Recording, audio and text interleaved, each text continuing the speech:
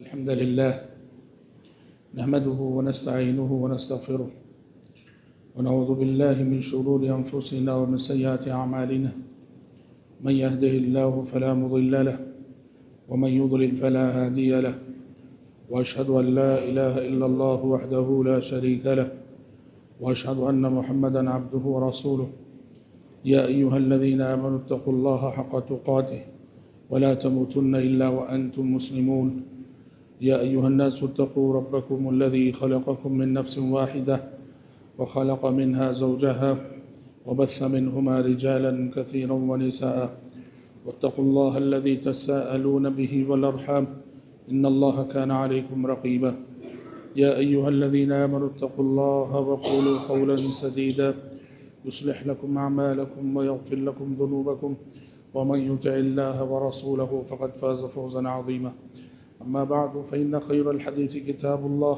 وخير الهدي هدي محمد صلى الله عليه وسلم وشر الأمور محدثاتها وكل محدثة بدعة وكل بدعة ضلالة وكل ضلالة في النار. أعوذ بالله السميع العليم من الشيطان الرجيم من همزه ونفخه ونفسه. إنما المؤمنون الذين إذا ذكر الله وجلت قلوبهم وإذا تليت عليهم آياته زادتهم إيمانا وعلى ربهم يتوكلون. حضرات گرامی، ابھی میں نے آپ کے روبرو سورۃ الانفال کی ایک آیت پڑھی ہے. اللہ تبارک و تعالیٰ نے اس آیت میں ارشاد فرمایا انما المؤمنون الذين اذا ذكر الله وجلت قلوبهم. مومن تو وہ ہیں کہ جب ان کے سامنے اللہ کا ذکر ہوتا ہے تو ان کے دل کانپ اٹھتے ہیں. وَإِذَا تُلِيَتْ عَلَيْهِمْ آيَاتُهُ زَادَتْهُمْ إِيمَانًا. اور جب بھی ان کے سامنے اللہ کا کلام پڑھا جاتا ہے تو ان کے ایمان میں اضافہ ہوتا ہے. وَعَلَىٰ رَبِّهِمْ يَتَوَكَّلُونَ. اور وہ ہر معاملے میں اپنے رب ہی پر بھروسہ کرتے ہیں، توکل کرتے ہیں. اس آیت میں اللہ تبارک و تعالیٰ نے ان اہل ایمان کا تذکرہ فرمایا ہے جو ایمان کے اعلیٰ مدارج اور ایمان کے اعلیٰ مقامات پر فائز ہوتے ہیں. ایمان کے بھی مراتب ہیں، ایمان کے بھی درجات ہیں.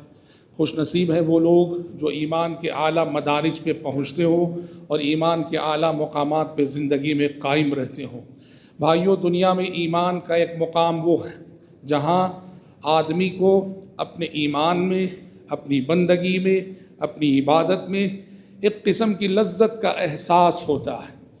جیسے دنیا میں اور ساری لذتیں ہیں، کھانے کی لذت ہے، پینے کی لذت ہے، اچھا سننے کی لذت ہے، اچھا سونگنے کی لذت ہے. دنیا میں لذتیں بہت ہیں. ان میں سب سے بڑی لذت اگر کوئی ہے وہ ایمان کی لذت ہے، عبادت کی لذت ہے، بندگی کی لذت ہے، جس کو احادیث میں حلاوت ایمان سے تعبیر کیا گیا ہے. یاد رکھنا، ایمان کا بھی ایک مزہ ہوتا ہے، ایمان کی بھی ایک مٹھاس ہوتی ہے، ایمان کی بھی ایک حلاوت ہوتی ہے، ایمان کی بھی ایک چاشنی ہوتی ہے. سچا مومن وہ ہے جو ایمان کے اس مقام پہ فائز ہو جو اپنے دل میں ایمان کی اس مٹھاس کو محسوس کرے، اللہ پر ایمان رکھتے ہوئے اپنی زندگی میں ایمان کی اس لذت کا ادراک کرے، احساس کرے. آپ صلی اللہ علیہ وسلم نے فرمایا ذاق طعم الایمان من رضی باللہ ربہ وبالاسلام دینہ وبمحمد نبی ورسولہ.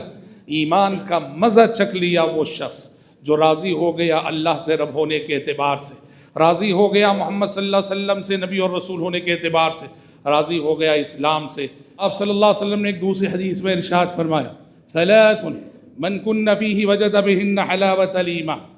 تین باتیں ایسی ہیں کہ جس کے اندر بھی یہ تین باتیں پائی جائیں گی وہ ایمان کی حلاوت، ایمان کی چاشنی اور ایمان کی مٹھاس کو محسوس کر لے گا. یہ دونوں حدیثیں بتاتی ہیں کہ دنیا میں ایمان کی ایک لذت ہے، ایمان کا ایک مزہ ہے، ایمان کی ایک حلاوت ہے، ایمان کی ایک چاشنی ہے اور ایمان کی ایک مٹھاس ہے. حضرات، ہم سب اس وقت ماہ رمضان سے گزر رہے ہیں. ماہ رمضان یقین کیجئے ہم سب کو ایمان کے انہی مقامات سے آشنا کرنے کے لیے آتا ہے. ماہ رمضان کی عبادتیں، ماہ رمضان کی ریاضتیں ہمیں اس مقام تک لے جاتی ہیں جہاں ہمیں ہماری بندگی میں، ہماری عبادت میں، ہمارے ایمان میں اس مٹھاس کا احساس ہوتا ہے یا ہونا چاہیے، اس لذت کا احساس ہوتا ہے یا یوں کہیے کہ ہونا چاہیے. ماہ رمضان کی عبادتیں اللہ سے ہمیں قریب کرتی ہیں، ماہ رمضان کی عبادتیں اللہ سے ہمارے تعلق کو مضبوط سے مضبوط اور مستحکم سے مستحکم تر کرتی ہیں۔ غور کریں تو رمضان ان عبادتوں پر مشتمل ہے جو عبادتیں بندے کے تعلق کو رب سے بہت مضبوط کرتی ہیں۔ آپ نبی کی زندگی پڑھیں، نبی کریم صلی اللہ علیہ وسلم کی حیات طیبہ پڑھیں تو آپ کو پتہ چلے گا جب پیارے نبی صلی اللہ علیہ وسلم کے سر پہ تاج نبوت رکھا گیا، آپ نبی بنائے گئے، اقرأ باسم ربک الذی خلق کی وحی آپ کے پاس آئی، اور اس کے بعد جب آپ کو آپ کا مشن بتایا گیا کہ آپ کا مشن کیا ہے، کہا کہ آپ کا مشن انذار ہے، یا ایھا المدثر قم فانذر، انذار، اے چادر لپیٹنے والے، اے کپڑا لپیٹنے والے پیغمبر اٹھیے اور دنیا کو ڈرائیے آپ۔ انذار کیا ہے؟ یہ وہی ہے جسے ہم دعوت کہتے ہیں، جسے ہم تبلیغ کہتے ہیں، جسے ہم اصلاح و ارشاد کہتے ہیں۔ لوگوں کی رہنمائی، لوگوں کی رہبری، یہ اتنا مشکل کام ہے، یہ کوئی آسان کام نہیں ہے، اس کے لیے بڑی تیاری کی ضرورت ہوتی ہے، اللہ سے مضبوط تعلق کی ضرورت ہوتی ہے۔ تو سورہ مدثر میں جب آپ صلی اللہ علیہ وسلم کو آپ کی ڈیوٹی بتائی گئی کہ آپ کی ڈیوٹی انذار ہے، دعوت ہے، تبلیغ ہے، اصلاح ہے، ارشاد ہے، تو اللہ نے اس کے لیے تیاری بھی آپ سے کروائی، کہا کہ اے پیغمبر یہ انذار، یہ دعوت، یہ تبلیغ، یہ اصلاح، یہ ارشاد، یہ لوگوں کی رہنمائی کا کام آسان کام نہیں، اس کے لیے رب سے مضبوط تعلق ہونا ضروری ہے۔ چنانچہ اس تعلق کو پیدا کرنے کے لیے سورۃ المزمل اللہ نے نازل کی، اور سورۃ المزمل میں پیارے نبی کو 3 بنیادی تعلیمات دی گئی۔ اور بھائیوں، یہ 3 تعلیمات ایسی ہیں آج بھی قیامت کی صبح تک کوئی بھی صاحب ایمان اپنے آپ کی تربیت کرنا چاہتا ہو، اللہ سے قریب ہونا چاہتا ہو، اللہ سے اپنے تعلق کو مضبوط کرنا چاہتا ہو، یہ 3 عبادتیں اس تربیت میں بڑا کردار ادا کرتی ہیں، اس تعلق میں بڑا کردار ادا کرتی ہیں۔ یہ کیا ہیں 3 عبادتیں؟ اللہ نے کہا یا ایھا المزمل، اے کملی والے، چونکہ آپ صلی اللہ علیہ وسلم غار حرا سے جب لوٹے ڈرے ہوئے سہمے ہوئے تو کہا تھا زملونی زملونی، مجھے چادر اڑا کے سلا دو، مجھے چادر اڑا کے سلا دو۔ اللہ نے اسی لفظ سے آپ سے مخاطب کیا، کہا کہ یا ایھا المزمل، اے کملی والے پیغمبر، اے کپڑا لپیٹنے والے پیغمبر، اٹھیے، قم اللیل الا قلیلا۔ یہ پہلی تعلیم جو آپ کو دی گئی، قیام اللیل، جسے ہم نماز تہجد کہتے ہیں۔ اللہ نے کہا کہ اب آپ کے آرام کا وقت نہیں ہے، اب تو آپ کو محنت کرنا ہے، اللہ سے قریب ہونا ہے، اللہ سے تعلق کو مضبوط کرنا ہے، اور اس تعلق کی مضبوطی کے لیے سب سے پہلی تعلیم جو دی گئی نماز تہجد کی دی گئی۔ کہا گیا رات بھر نماز پڑھیے، آدھی رات نماز پڑھیے، کبھی آدھی رات سے کم کیجیے، کبھی آدھی رات سے زیادہ کیجیے، بہرحال رات کی نماز پڑھی۔ یہی نماز ہے جسے ہم ماہ رمضان میں تراویح کے نام سے، تراویح کی اصطلاح سے یاد کرتے ہیں۔ غور کرو بھائیو، یہ کتنی اہم عبادت ہوگی، یہ تراویح کی نماز، یہ تہجد کی نماز، یہ قیام اللیل کی عبادت، یہ کتنی اہم عبادت ہوگی کہ اقرأ باسم ربک الذی خلق کی وحی کے بعد نبی کو آسمان سے جو سب سے پہلا عملی حکم دیا گیا وہ تہجد کا ہے، قیام اللیل کا۔ حالانکہ ابھی 5 وقت کی نماز فرض نہ ہوئی تھی، 5 وقت کی نمازیں فرض ہونے کے لیے ابھی 10 سال کا انتظار تھا، 10 نبی بننے کے 10 سال بعد 5 وقت کی نمازیں فرض ہوئی تھیں، لیکن نماز تہجد کی جب بات آئے، نماز تہجد نبی بننے کے ساتھ ہی اس کا حکم دے دیا گیا۔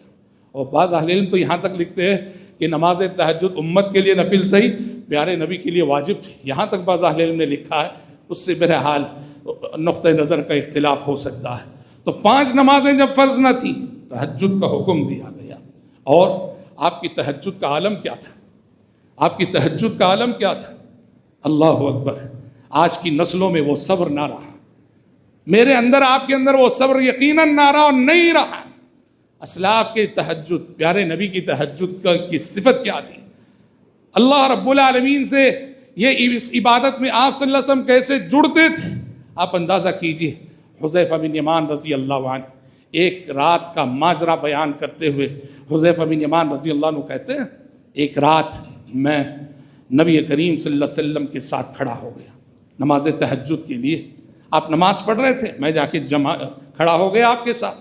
فرماتے ہیں آپ صلی اللہ علیہ وسلم نے سورہ بقرہ کی تلاوت شروع کی، کہتے ہیں پڑھتے رہے 100 آیتیں ہو گئی۔ میں سمجھا کہ شاید اب رکوع کریں گے، 100 آیتیں ہو گئی، پر آپ صلی اللہ علیہ وسلم نے رکوع نہ کیا، آگے بڑھے، پڑھتے رہے یہاں تک کہ سورہ بقرہ ختم کر دی۔ مجھے یقین تھا کہ بقرہ ختم ہوئی تو اب رکوع ہوگا، پر آپ صلی اللہ علیہ وسلم نے رکوع نہ کیا، سورہ بقرہ کے بعد سورہ نساء شروع کر دی۔ پڑھتے رہے، میں انتظار کر رہا ہوں کہ کب آپ کا رکوع ہوگا۔ سورہ نساء بھی ختم ہو گئی، میں سمجھا کہ اب تو رکوع ہوگا۔ آپ نے پھر سورہ آل عمران شروع کر دی، اسی ترتیب سے اس رات آپ کی تلاوت تھی، پہلے نساء بعد میں آل عمران۔ کہتے ہیں سورہ آل عمران ختم ہوئی، سورہ آل عمران ختم ہونے کے بعد آپ نے رکوع کیا۔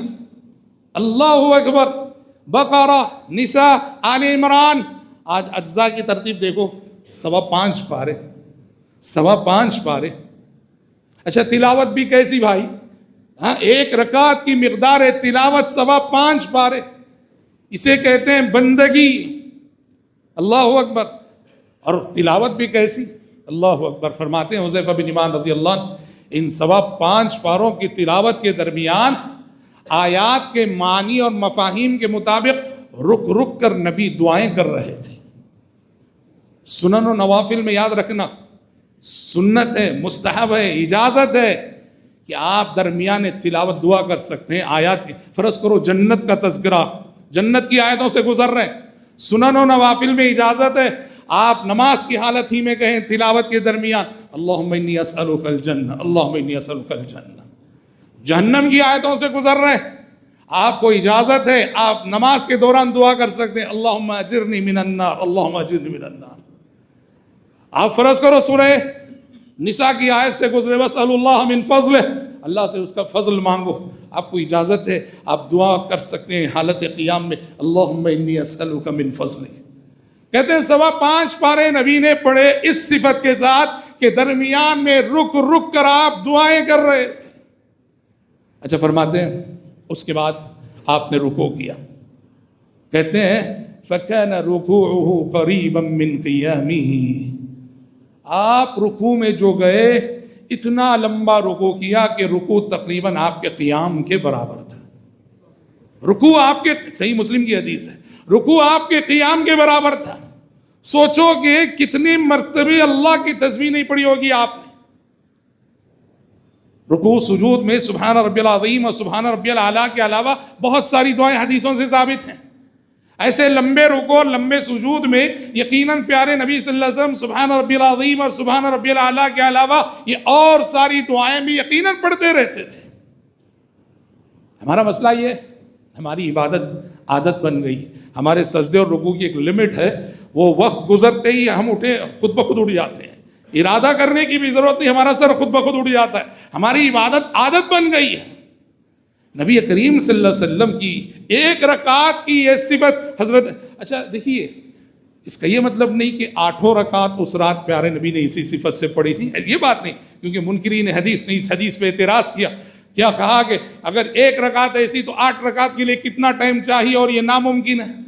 حدیث میں کہیں یہ نہیں کہ 8 رکعت بھی اس صفت سے پڑھی گئی تھی، حدیث میں یہ ہے وہ 1 رکعت کی صفت بیان کر رہے حذیفہ بن یمان رضی اللہ عنہ کہ وہ 1 رکعت پیارے نبی نے اس صفت سے پڑھی تھی۔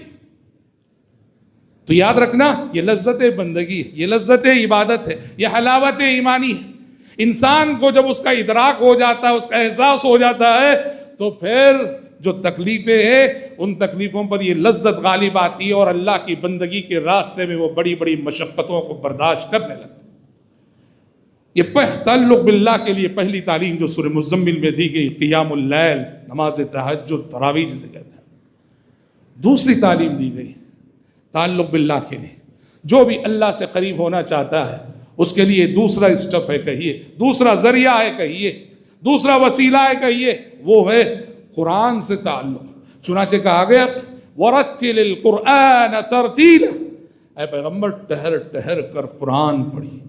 قرآن رب کا کلام ہے۔ علماء سلف میں سے کسی نے کہا کہ جب بھی مجھے اللہ کی بات سننے کا من کرتا ہے تو قرآن پڑھنے لگتا ہو، اور جب اپنی بات اللہ کو سنانے کا من کرتا ہے تو نماز پڑھنے لگتا ہوں۔ قرآن اور نماز یہ دو عبادتیں ایسی ہیں جو بندے کو رب سے اور رب کو بندے سے ہم کلام کرنے والی عبادت ہے۔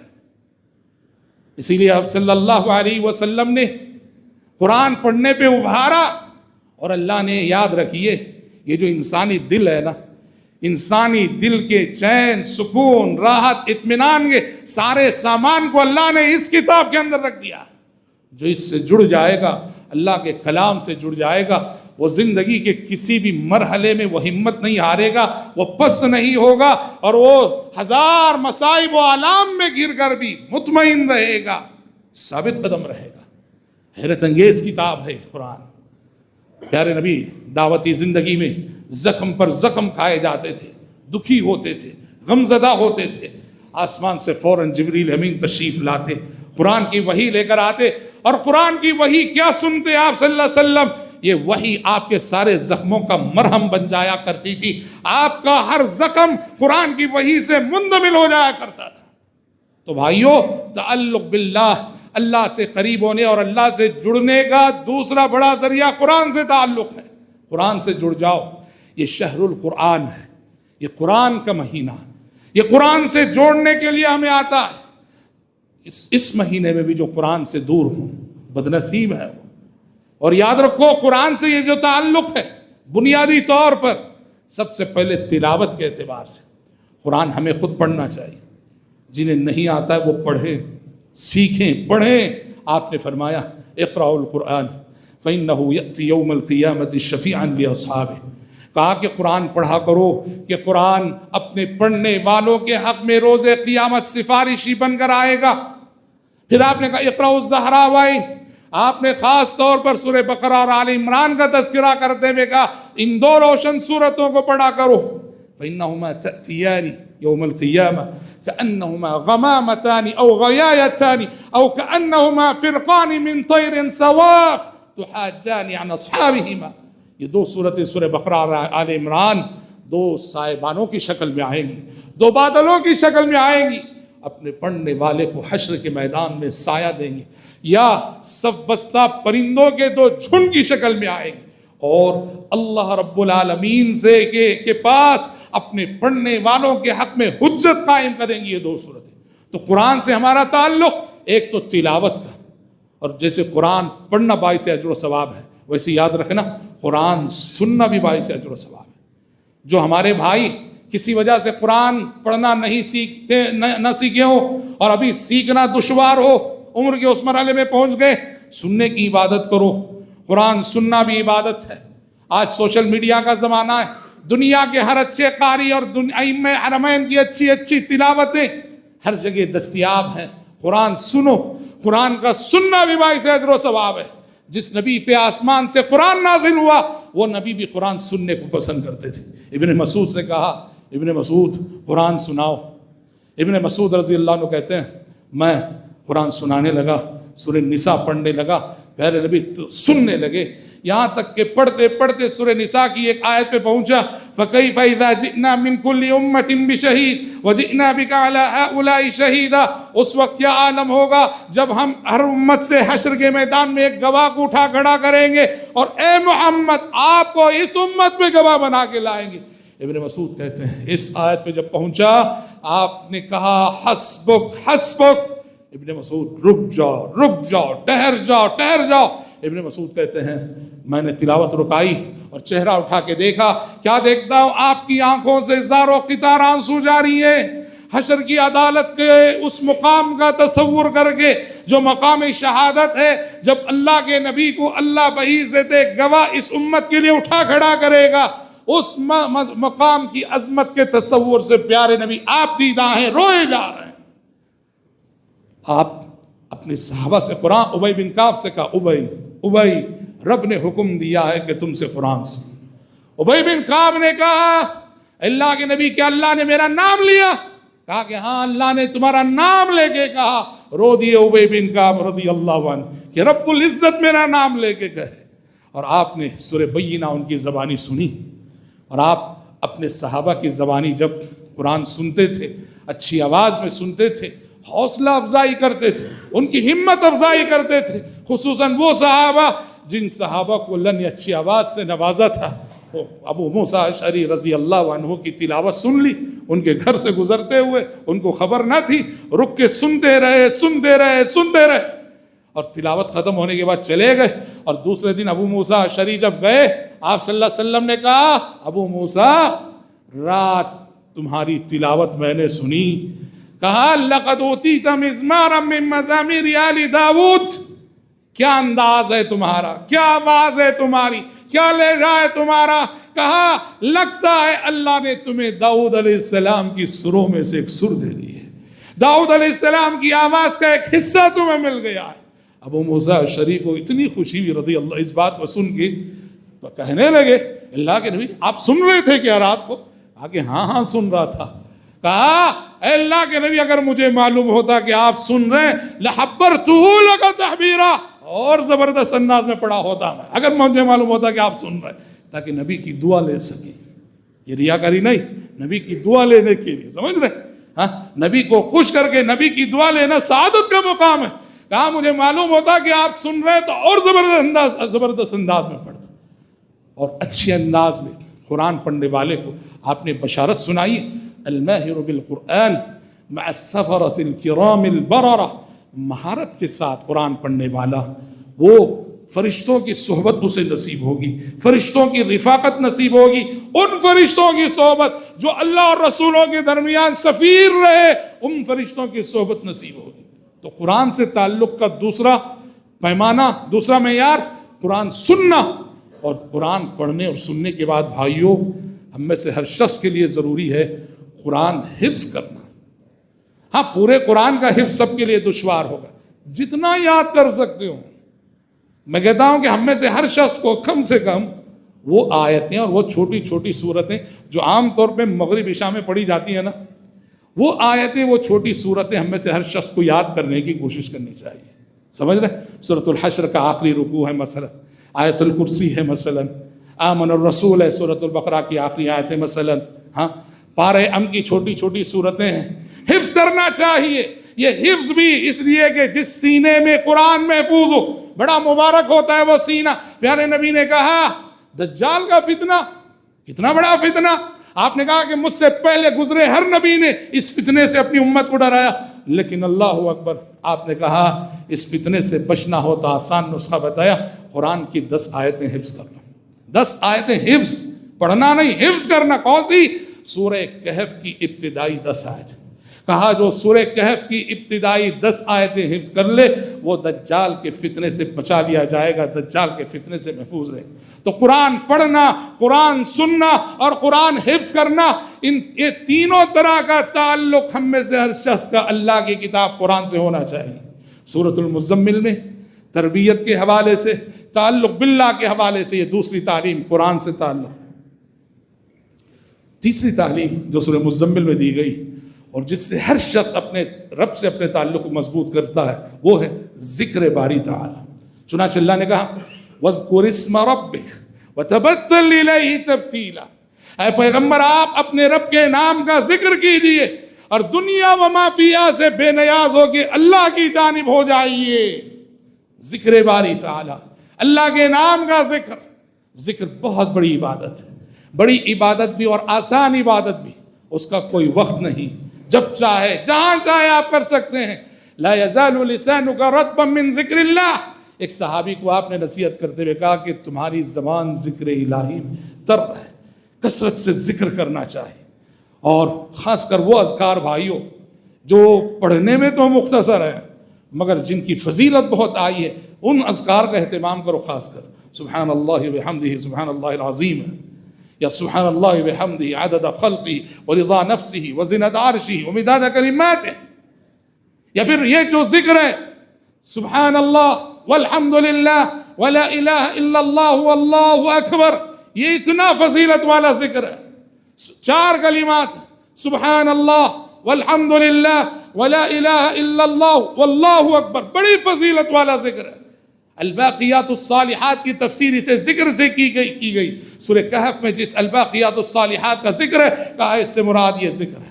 پیارے نبی فرماتے ہیں ذکر کے بارے میں کہ یہ وہ ذکر ہے کہ خیر مما طلعت علیہ الشمس، دنیا وما فیہا سے بہتر ذکر ہے، بہت فضیلت والا ذکر ہے. ان اذکار کا اہتمام کرنا چاہیے.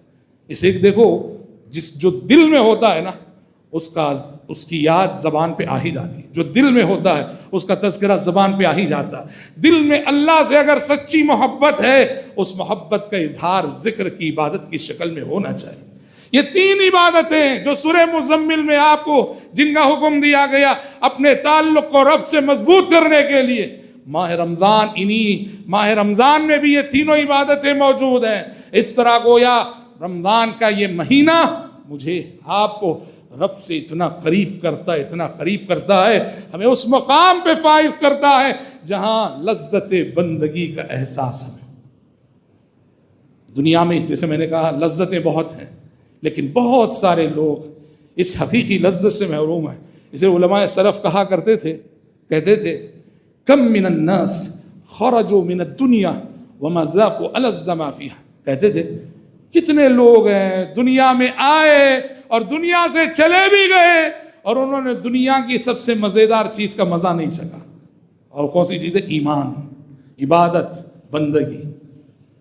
کتنا مزہ ہے اس میں، کتنی لذت ہے اس میں. جانتے ہیں 2 صدی ہجری کے دو اہل علم جو اپنی جگہ بڑے عابد زاہد تھے، ان کے بارے میں آتا ہے حرم شریف میں بیٹھے ہیں مکہ مکرمہ میں، غربت کا یہ عالم، روکھی سوکھی روٹی ہے، کھانے کے لیے سالن بھی میسر نہیں، روکھی روٹی کو زمزم کے پانی میں بھگو کے کھا رہے ہیں. مگر اس غربت کے باوجود جس لذت بندگی کا احساس انہیں ہو رہا ہے اس کا اظہار وہ ان الفاظ میں کرتے ہیں. حرم شریف کے قریب ہی مکہ کے گورنر کا بنگلہ ہے، اس جانب اشارہ کر کے کہتے ہیں واللہ لو یعلم الملوک ما نحن فیہ لجادلونا علی ذلک بالسیوف. کہتے تھے اللہ کی قسم اس روکھی سوکھی روٹی کو کھاتے ہوئے بھی ہماری زندگیوں میں جو آرام، سکون، اطمینان کی دولت ہمیں ملی ہوئی ہے، اگر اس دولت کا احساس ان حکمرانوں کو ہو جائے وہ ہم سے اس دولت کو چھیننے کے لیے تلواروں سے لڑ پڑیں گے. اس لیے یاد رکھنا یہ دولت عبادت، دولت بندگی، دولت ایمان دنیا کی سب سے بڑی دولت اور دنیا کا سب سے بڑا خزانہ ہے. اور سب سے زیادہ سعید، سعادت مند، خوش نصیب وہ ہے جسے یہ دولت مل گئی.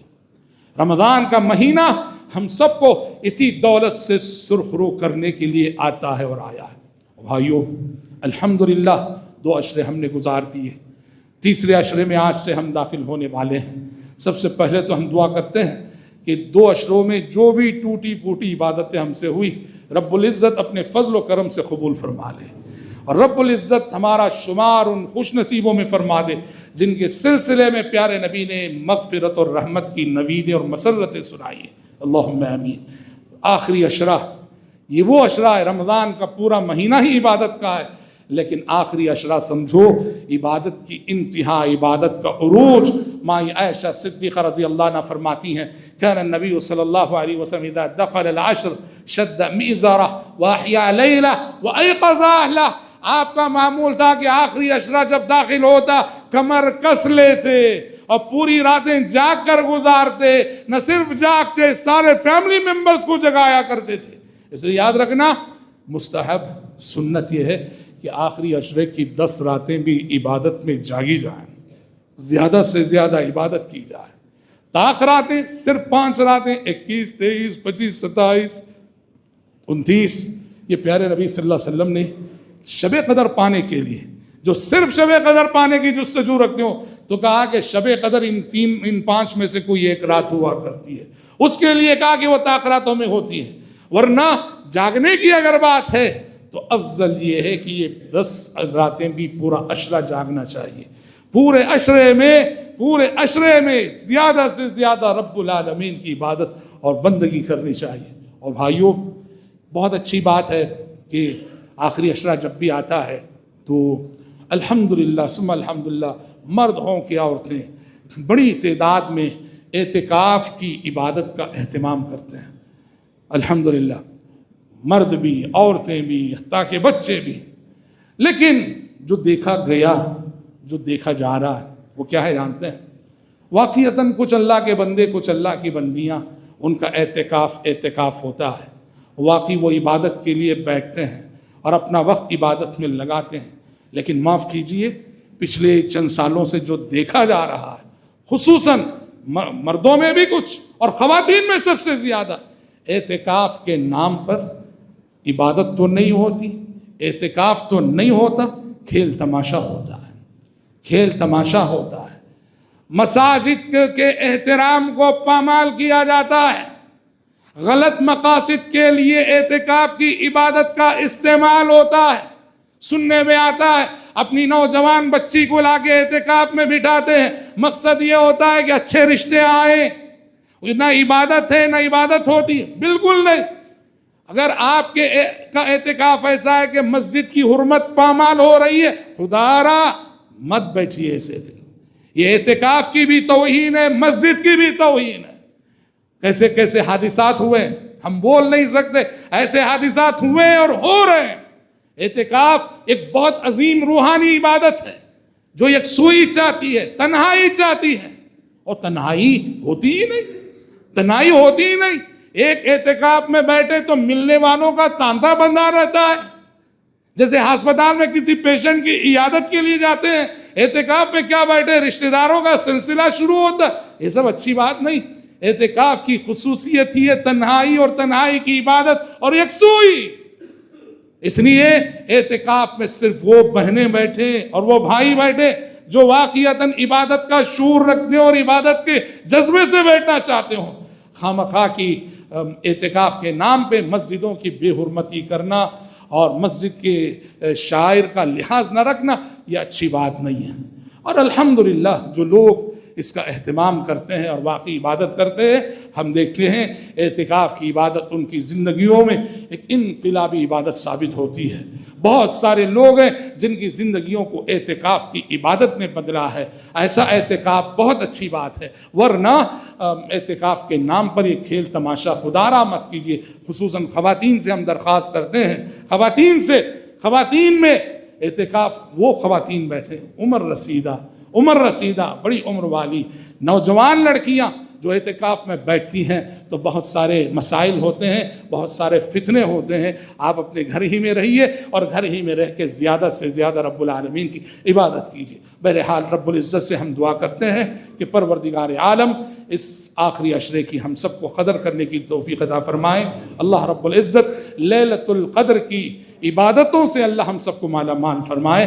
لیلۃ القدر کو پانے کی جستجو میں اللہ ہمیں کامیابی نصیب فرمائے۔ اللہ اس ماہ مبارک میں ہم سب کی مغفرت فرمائے اور اس کے فیضان رحمت میں اللہ ہم سب کو نہلا دے، اور رمضان ختم ہوتے ہوتے ہمارے نام اور ہمارا شمار اللہ کے نزدیک اس کے صالح متقی بندوں میں اللہ فرما دے۔ اللہم آمین۔ بارک اللہ لنا ولکم في القرآن العظيم، ونفعنا وإياكم بما فيه من الآيات وذكر الحكيم، إنه تعالى جواد كريم، ملك بر رؤوف رحيم، رب حليم۔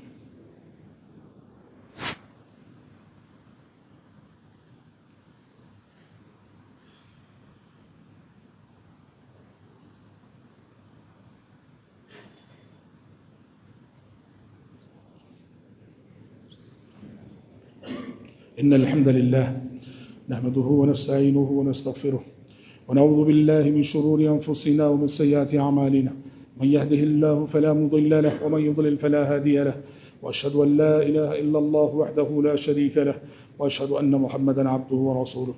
أما بعد، فإن خير الحديث كتاب الله، وخير الهدي هدي محمد صلى الله عليه وسلم، وشر الأمور محدثاتها، وكل محدثة بدعة، وكل بدعة ضلالة، وكل ضلالة في النار. أعوذ بالله السميع العليم من الشيطان الرجيم. إن الله وملائكته يصلون على النبي يا أيها الذين آمنوا صلوا عليه وسلموا تسليما. اللهم صل على محمد وعلى آل محمد كما صليت على إبراهيم وعلى آل إبراهيم إنك حميد مجيد. اللهم بارك على محمد وعلى آل محمد كما باركت على إبراهيم وعلى آل إبراهيم إنك حميد مجيد. وصل على جميع الأنبياء والمرسلين والملائكة المقربين والخلفاء الراشدين. اللهم انصر من نصر دين محمد صلى الله عليه وسلم واجعلنا منهم آمين، واخذل من خذل دين محمد صلى الله عليه وسلم ولا تجعلنا منهم آمين. عباد الله رحمكم الله، إن الله يأمر بالعدل والإحسان وإيتاء ذي القربى وينهى عن الفحشاء والمنكر والبغي يعظكم لعلكم تذكرون. واذكروا الله يذكركم وادعوه يستجب لكم ولذكر الله أكبر والله يعلم ما تصنعون.